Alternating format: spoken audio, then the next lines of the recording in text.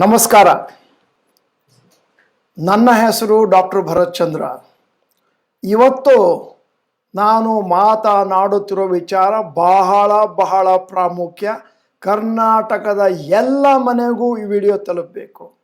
ಏನು ವಿಚಾರ ಅಂತಂದರೆ, ನಮ್ಮ ಹಾರ್ಟಿಗೆ, ಹೃದಯಕ್ಕೆ ಸಂಬಂಧಪಟ್ಟಂತಹ ವಿಚಾರ.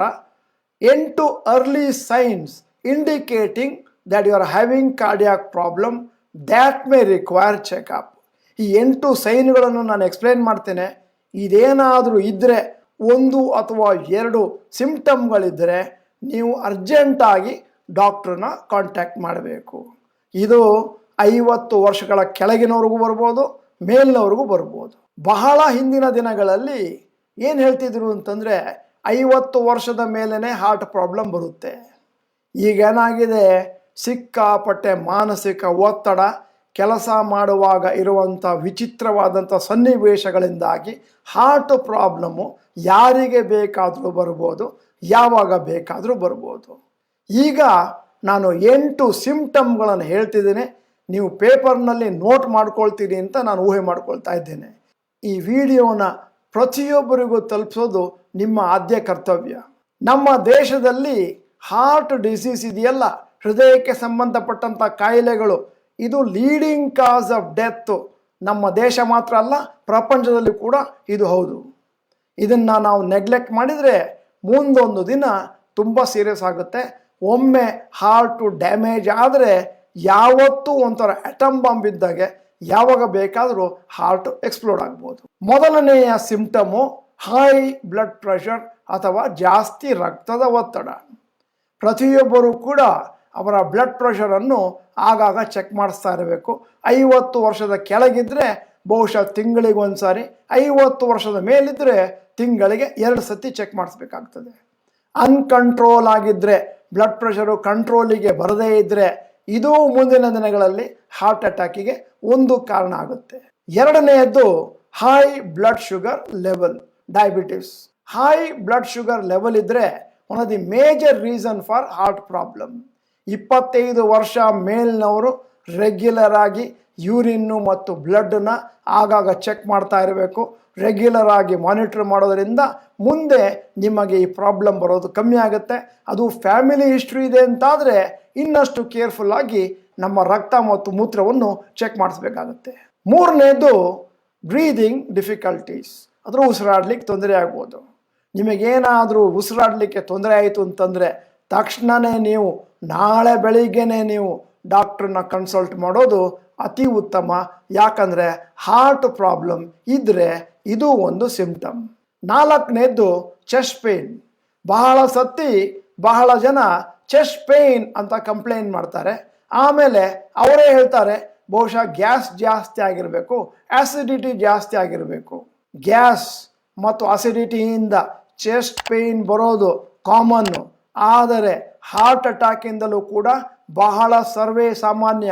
ಯಾವ ಥರ ಅಂತಂದರೆ, ಒಂಥರ ಪ್ರೆಷರ್ ಆಗ್ದಂಗೆ ಆಗೋದು, ಸ್ಕ್ವೀಸ್ ಮಾಡ್ದಂಗೆ ಆಗೋದು, ಇವೆಲ್ಲ ಸೈನ್ಸ್ ಆಫ್ ಹಾರ್ಟ್ ಅಟ್ಯಾಕ್.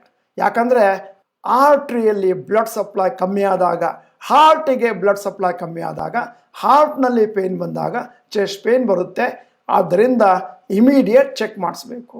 ನಾನು ಈ ವಿಡಿಯೋನ ಮಾಡಿದ ಉದ್ದೇಶ ಏನು ಅಂತಂದರೆ, ಇದು ಒಂದು ಲೈಫ್ ಥ್ರೆಟನಿಂಗ್ ಸಿಚುವೇಶನ್. ಬಹಳ ಜನ ನೋಡಿದ್ದೇನೆ ನಾನು, ಸಣ್ಣ ವಯಸ್ಸಿನಲ್ಲಿ 40-45 ಇರುವಾಗಲೇ ಅವರು ಈ ಸಿಂಪ್ಟಮ್ಗಳನ್ನು, ಸೈನ್ಗಳನ್ನು ಕಂಪ್ಲೀಟಾಗಿ ನೆಗ್ಲೆಕ್ಟ್ ಮಾಡ್ತಾರೆ. ಮುಂದೆ ಹಾರ್ಟ್ ಅಟ್ಯಾಕ್ ಆಗುತ್ತೆ. ಕೆಲವೊಮ್ಮೆ ಸೈಲೆಂಟ್ ಹಾರ್ಟ್ ಅಟ್ಯಾಕ್ ಆಗುತ್ತೆ. ಮುಂದೆ ಯಾವಾಗಲಾದರೂ ECG ತೆಗೆದಾಗ ಗೊತ್ತಾಗುತ್ತೆ. ಆವಾಗ ತುಂಬ ಲೇಟ್ ಆಗೋಯ್ತು. ಅಂತಹ ವ್ಯಕ್ತಿಗಳು ನನ್ನ ಕಣ್ಣ ಮುಂದೆನೇ ನಾನು 45, 50, 60 ವರ್ಷಕ್ಕೆ ಸಾವನ್ನು ಅಪ್ಪಿದ್ದಾರೆ. ಆದ್ದರಿಂದ ಬಹಳ important. As a social commitment ನಾನು ವಿಡಿಯೋನ ಮಾಡ್ತಾ ಇದ್ದೇನೆ.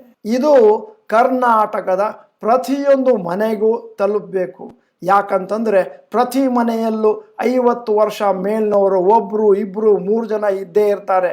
ಅವರೆಲ್ಲರೂ ಕೂಡ ಈ ವಿಡಿಯೋನ ನೋಡಿ 8 ಸಿಂಪ್ಟಮ್ಗಳನ್ನು ಗುರ್ತು ಹಾಕೊಂಡ್ಬಿಟ್ಟು ಮುಂದೆ ಯಾವಾಗಲೂ ಅವರು ಬಂದರೆ ತಕ್ಷಣ ಡಾಕ್ಟ್ರ್ ಹತ್ರ ಹೋಗಲಿಕ್ಕೆ ಅನುಕೂಲ ಆಗುತ್ತೆ. ಇದು ನಾನು ಮಾಡ್ತಾ ಇರುವಂತಹ ಸೋಷಲ್ ಕಮಿಟ್ಮೆಂಟು. ಸ್ನೇಹಿತರೆ, ಈ ವಿಡಿಯೋನ ಬೇರೆಯವರಿಗೆ ನೀವು ಶೇರ್ ಮಾಡಲಿಕ್ಕೆ 1 ರೂಪಾಯಿನೂ ಖರ್ಚಾಗೋದಿಲ್ಲ. ಮೇಕ್ ಶ್ಯೂರ್ ನಿಮ್ಮ ಎಲ್ಲ ಸ್ನೇಹಿತರಿಗೂ 150, 200, 300 ಜನ ಸ್ನೇಹಿತರೆ ಎಲ್ಲರಿಗೂ ವಿಡಿಯೋನ ಕಳಿಸ್ಕೊಡಿ. ಅವರಿಗೂ ಅನುಕೂಲ ಆಗಲಿ. ನಾನು ಮಾಡಿದ ಸೋಷಲ್ ಕಮಿಟ್ಮೆಂಟನ್ನು ನೀವು ಕಂಟಿನ್ಯೂ ಮಾಡಿ, ಕರ್ನಾಟಕದ ಪ್ರತಿ ಮನೆಗೂ ತಲುಪಲಿ. ಈ ಲಿಂಕನ್ನು ನೀವು ವಾಟ್ಸಪ್ಪಲ್ಲಿ ಫಾರ್ವರ್ಡ್ ಮಾಡೋದಕ್ಕೆ ನಿಮಗೆ 1 ರೂಪಾಯಿನೂ ಖರ್ಚಾಗೋದಿಲ್ಲ. 5ನೆಯ ಸಿಂಪ್ಟಮು ಅಥವಾ ಸೈನು ಹೈ ಕೊಲೆಸ್ಟ್ರಾಲ್. ನಿಮ್ಮ ಕೊಲೆಸ್ಟ್ರಾಲ್ ಲೆವೆಲನ್ನು ಆಗಾಗ ಚೆಕ್ ಮಾಡಿಸ್ತಾ ಇರಿ.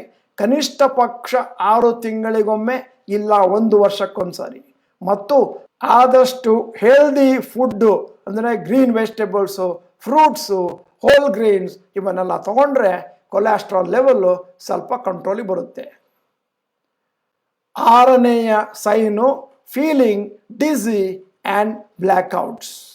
ಡಿಸಿನೆಸ್ಸು ಮತ್ತು ಬ್ಲ್ಯಾಕ್ಔಟ್ ಬಂತು ಅಂತಂದರೆ ನಿಮ್ಮ ಬ್ಲಡ್ ಸರ್ಕ್ಯುಲೇಷನ್ನು ಸರಿಯಾಗಿಲ್ಲ ಮತ್ತು ನಿಮ್ಮ ಬ್ರೈನಿಗೆ ಬ್ಲಡ್ಡು ಕರೆಕ್ಟಾಗಿ ತಲುಪ್ತಾ ಇಲ್ಲ. ಆದ್ದರಿಂದ ಮೊದಲು ಚೆಕಪ್ಗೆ ಅಳವಡಿಸ್ಕೊಳ್ಬೇಕು.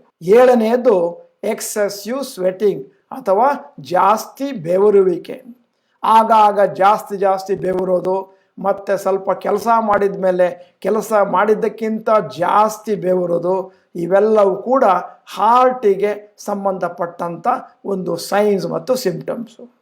ಕೊನೆಯದಾಗಿ swelling in the feet, legs and ankles. ಬಹಳ ಜನಕ್ಕೆ ಈ ಪ್ರಾಬ್ಲಮ್ ಇದೆ. ಕೆಲವರು ಸ್ವಲ್ಪ ನಡ್ಕೊಂಡು ಹೋದರೆ, ಸ್ವಲ್ಪ ಒಂದು ಜಾಗದಲ್ಲಿ ಕಂಟಿನ್ಯೂಸ್ ಆಗಿ ಕೂತ್ಕೊಂಡ್ರೆ ಅಥವಾ ಸ್ವಲ್ಪ ಟ್ರಾವೆಲ್ ಮಾಡಿದ್ರೂ ಕಾಲಿನಲ್ಲಿ ಮತ್ತು ಆ್ಯಂಕಲ್ಗಳಲ್ಲಿ ಮತ್ತು ಪಾದದಲ್ಲಿ ಒಂದಷ್ಟು ನೀರು ತುಂಬಿಕೊಳ್ಳುತ್ತೆ. ಇದು ಒಂದು ಕೆಟ್ಟ ಸಿಗ್ನಲ್ಲು. ಆದ್ದರಿಂದ ಮೊದಲು ಹಾರ್ಟ್ ಚೆಕಪ್ಗೆ ಹೋಗಲೇಬೇಕು. ಈ ವಿಡಿಯೋನ ನೋಡುವುದರಿಂದ ಬಹಳ ಜನರ ಜೀವ ಉಳಿಯಬಹುದು ಮುಂದಿನ ದಿನಗಳಲ್ಲಿ.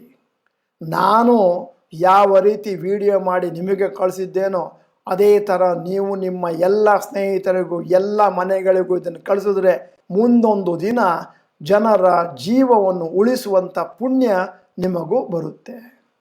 ಈ ವಿಡಿಯೋನ ಕರ್ನಾಟಕದ ಎಲ್ಲ ಮನೆಗೆ ತಲುಪಿಸುವುದು ನಿಮ್ಮ ಸೋಷಲ್ ಕಮಿಟ್ಮೆಂಟು ಮತ್ತು ಒಂದು ಆದ್ಯ ಕರ್ತವ್ಯವಾಗುತ್ತೆ. ದಯವಿಟ್ಟು ಕಳಿಸ್ಕೊಡಿ. ನೀವು ನಮ್ಮ ಚಾನಲ್ ಮೆಂಬರ್ ಅಲ್ಲದಿದ್ದರೆ ಸಬ್ಸ್ಕ್ರೈಬ್ ಬಟನ್, ಬೆಲ್ ಐಕಾನ್ ಒತ್ತಿ. ವಿಡಿಯೋ ಚೆನ್ನಾಗಿದ್ದರೆ ಲೈಕ್ ಬಟನನ್ನು ಒತ್ತಿ. ಎಲ್ಲರಿಗೂ ಕಳಿಸ್ಕೊಡಿ, ಶೇರ್ ಮಾಡಿ.